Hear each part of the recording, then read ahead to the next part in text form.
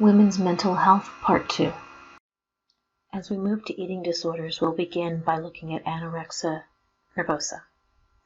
It's characterized by a significant and persistent reduction in food intake, leading to extreme low body weight in the context of age, sex, and physical health.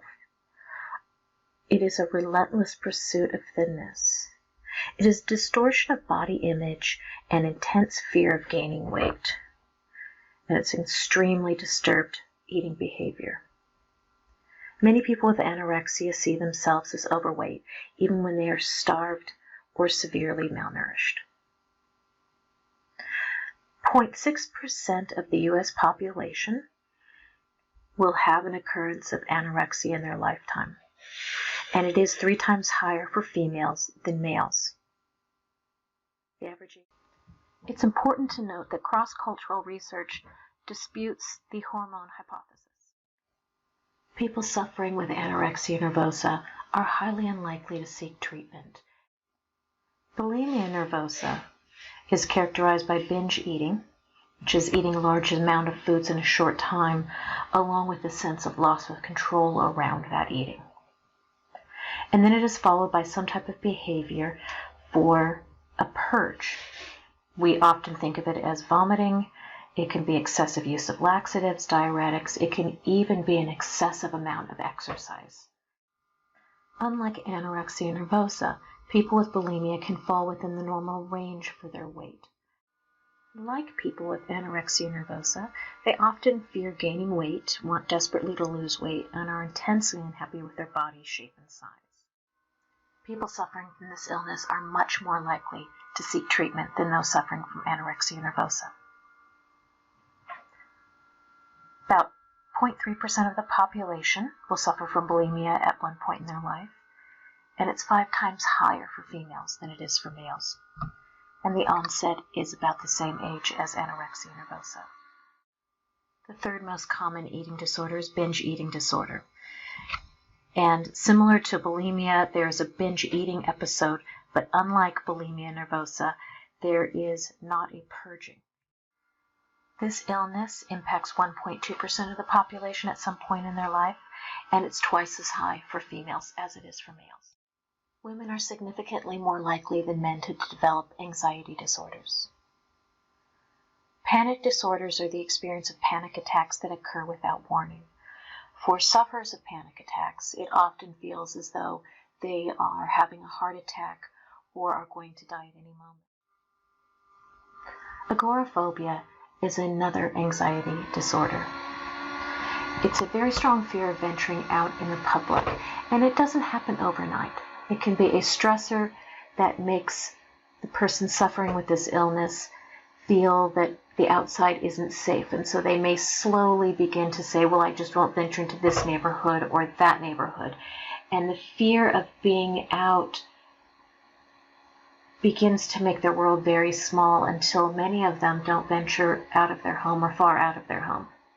It's important to note that women make up 82% of these cases in the United States. And the relation to the demand of this feminine role, that women are not safe out in the world and that women need to take care of themselves in the home, may relate to this illness. For many, post-traumatic stress disorder brings the image of a war veteran coming home. And while that's true, and war veterans can come home suffering from this illness, it is much more pervasive than that. It's emotional trauma, it's symptoms of depression, insomnia, anxiety, nightmares. There can be flashes of something that happened during the trauma. And it really comes, as the title says, after a traumatic event, and it is whatever is considered traumatic for that individual. Surviving war, surviving sexual assault, surviving a tsunami. And it can be direct or indirect. It can be the direct of surviving sexual assault, or it can be the indirect nature of witnessing someone else being beaten. And although it's common with both men and women, it's much more common for women. Take a moment to consider why that might be the case based on what we know so far about women's lives and the stressors of it. And while there are many other mental health issues that impact women in their lives, I want to turn our focus into diagnosis and treatment. Around the world, we know that women are much more likely to seek help than men. Is it because women are more frail than men? Is it because women are more likely to seek help? Is it because women are more mentally ill or just darn crazy? What we do know is that there is a politic of diagnosis, and what we label and how we diagnose people can have huge impacts on their lives. As an example, it wasn't until the 1970s when the DSM came out with a revised edition that in one fell swoop in one day, people who were homosexual went from being mentally ill to being sane and healthy. In the same way, we label and diagnose. The controversy of premenstrual dysmorphic disorder pathologizes women for being of reproductive age and of menstruating.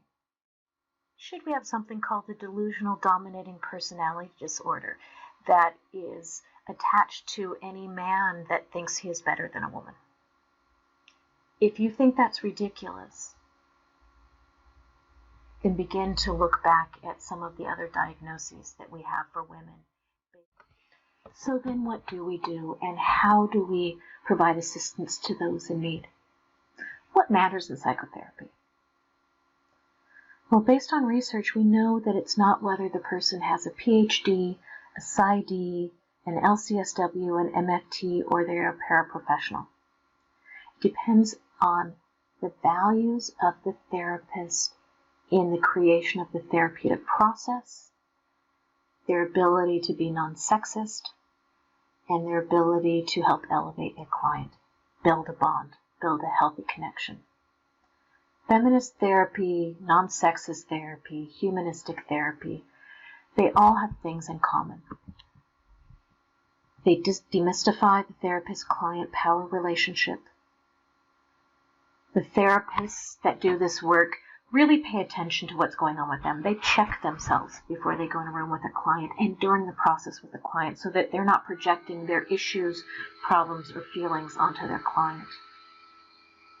They're supportive of helping their clients understand what is within their power and what is not. Frankly, for a lot of women, being female is diagnosable. And I do not mean that women are ill.